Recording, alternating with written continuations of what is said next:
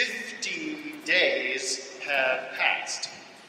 50 days since Jesus had been killed and was buried and then was raised marvelously alive again, appearing to the disciples with proofs of his life so convincing that they washed away the doubts, even those deep doubts that can be born only from heartbreak. Jesus met the disciples and told them that because they had seen him alive again, because they had seen him, they would be his witnesses to the very ends of the earth.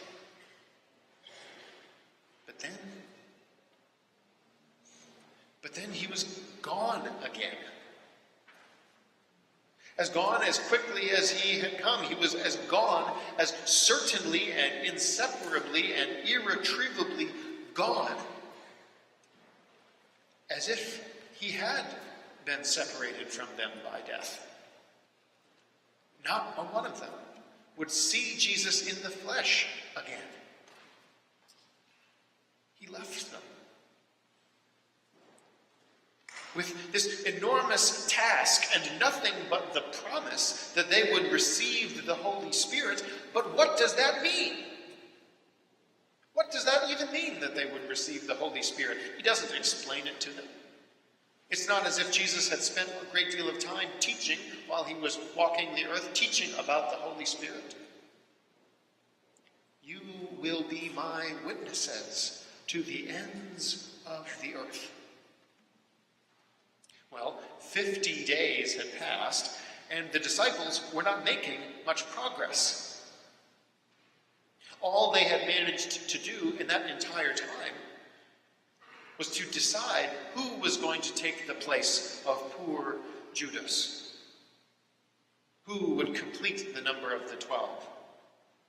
They argued and they discussed who it would be. They narrowed it down to a short list. It would have to be somebody who had been there from the beginning, Matthias or Justus, but so fractured and racked with disunity were they that in the end they had to cast lots. They had to decide by chance. Pick a card, any card, high card is the new apostle. Jesus told them to become witnesses to the ends of the earth, and in 50 days they had barely managed to replace Judas. They had not opened themselves. They had not opened themselves to a fearful world that was desperate for hope. They had not opened themselves to a scattered world desperate for unity. The disciples of Jesus were drifting, unable to come together, unable to know which way even they should go. 50 days of this. The day of Pentecost. Into and amongst the disciples in that state, scattered, into that gathering, did the Holy Spirit come like a wind from heaven. A wind that was like the one that had brooded over the primordial waters before God the Creator had yet begun to create. A wind like the one that is ever blowing at the backs of the prophets, urging them onward, ever before even any had yet sung of Christ. A wind like the one that enveloped and enraptured Mary, bending heaven into earth and earth into heaven so that God and humanity might be together. And this wind, that same wind, it filled the lungs of the disciples and it filled their mouths so that they began to witness. They began to witness to the deeds of power that they had seen God do in the world.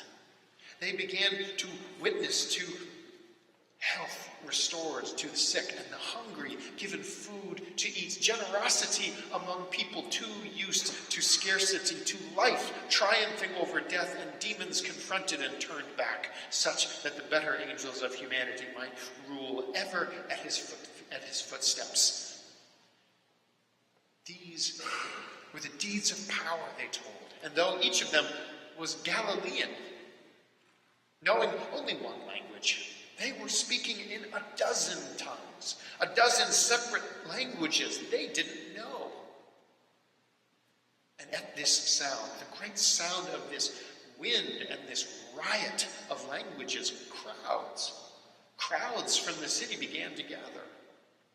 Crowds wondering what this could mean, this great, amazing sound, this rainbow of languages spilling out so that Parthians and Medes and Elamites and Mesopotamians and Cappadocians and Phrygians and Pamphylians, people from all across the known world, they heard the disciples and understood the words they were speaking. They heard the disciples witnessing to God's deeds of power, but not in the herky-jerky language of someone just beginning to learn another tongue, and not in the difficult mental tangle that is hearing another person not in your native language. Rather, in the cadences and vernacular of home, as if they were cousins speaking to them. Brothers, sisters, cousins speaking to them of God's own deeds of power. 3,000 people became the church. 3,000 people from every corner of the known world. 3,000 people with whom the disciples, they shared nothing in common. They could not even have shared a conversation with them. They became the church, selling their possessions, giving what they had, holding all goods in common, helping each other when they had need, breaking bread together with glad and generous hearts.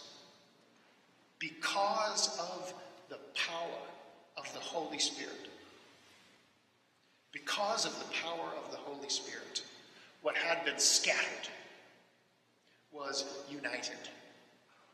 People who had been strangers, became the church. Now, I say that they became the church rather than that they joined the church, because before that moment, the church did not exist. There was merely those who had known Jesus, who had seen him. Because of the blessing of the Holy Spirit that came amongst them, knitted together, forged that day out of many, was one body, the spiritual body, the church, taking fracture and creating unity instead. Unity which is deeper than homogeneity. Unity which is richer than conformity or one-mindedness. Unity which comes from giving oneself to what is greater. And in giving the self, gaining the whole world. That is what the Holy Spirit does. That is the power of the Holy Spirit. Unity. In his final days, Jesus prayed for humanity. His prayer was that they may all be one. That they may all be one. This is Jesus' prayer for us. The Holy Spirit is at work, bringing Jesus' prayer to completion in the world. If humanity shall be one, it shall be the Holy Spirit at work who makes it so. The Apostle Paul says at the end of time, God will be all in all. All shall be united in God. It is the Holy Spirit who shall be the one to draw and tether all things, so that God is in you and you are in God. God, the Creator, has spoken the worlds into being and filled them with laws and beauty. Christ, the Redeemer, has brought all things into right relationship with God through love and grace. It is God, the Holy Spirit, who shall draw all things together into unity, into community, into being with everything that is scattered, everything that is alone, every one who is alone. The Holy Spirit shall unite them with God. Will unite you with God.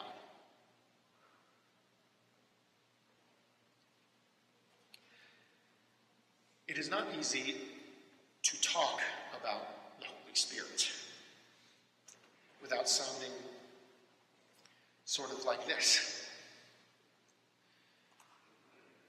But we who would claim a place in the household of God, we who would lay claim to a piece of God's own realm, we hold that claim through the action of the Holy Spirit, forging a place for us. I am standing here and speaking to you now because of the Holy Spirit.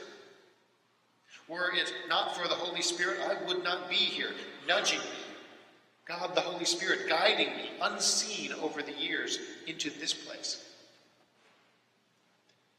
This church stands and yet works and witnesses for God because of the upholding power of the Holy Spirit, guiding us in moments of uncertainty, giving us wisdom beyond our own. This worship service, this time of fellowship, this is held in the very presence of God, in the midst of God. We are in the presence of God because of the lingering closeness of the Holy Spirit. It is not that we have gathered, and having gathered, conjured up the Holy Spirit. It is rather that the Holy Spirit is at work in the world and has conjured up a church. You can even hear the Holy Spirit if you quiet yourself and listen. It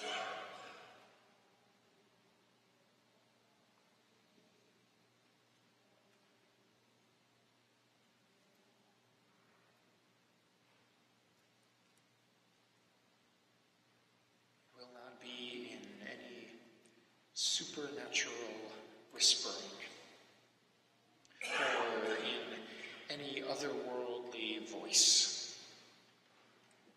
The Holy Spirit does not trade in prestidigitation. You can hear the Holy Spirit in the breathing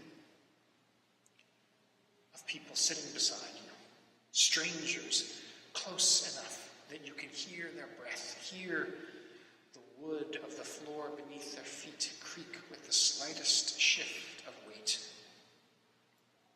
You can hear the Holy Spirit.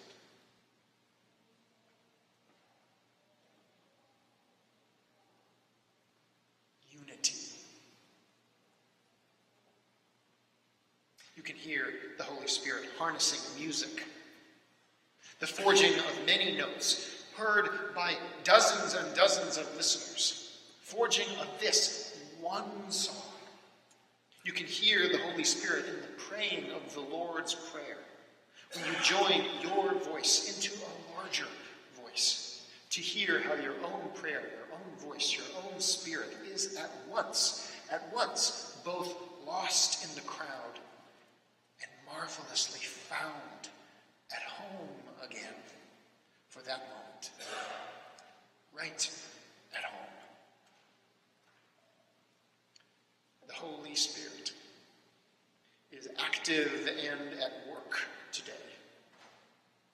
Do not wait for eerie appearances or ghostly whispers. Listen instead for something much more wonderful than that. Listen for conversation, for the sharing of hearts where there had been shouting or sullen silence before. Listen for understanding and sympathy where there had been only distance or loneliness before. Listen for the sound of people who are not family and who are not blood and who are not tribe. Listen for the sound of people sharing the deep things of life, strangers before, speaking of grief and joy and bad news and grave diagnosis and birth announcements and barely whispered confidences of things long ago.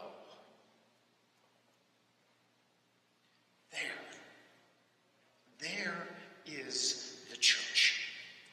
There is the work of the Holy Spirit, knitting together even now, forging unity even now, fashioning understanding even now.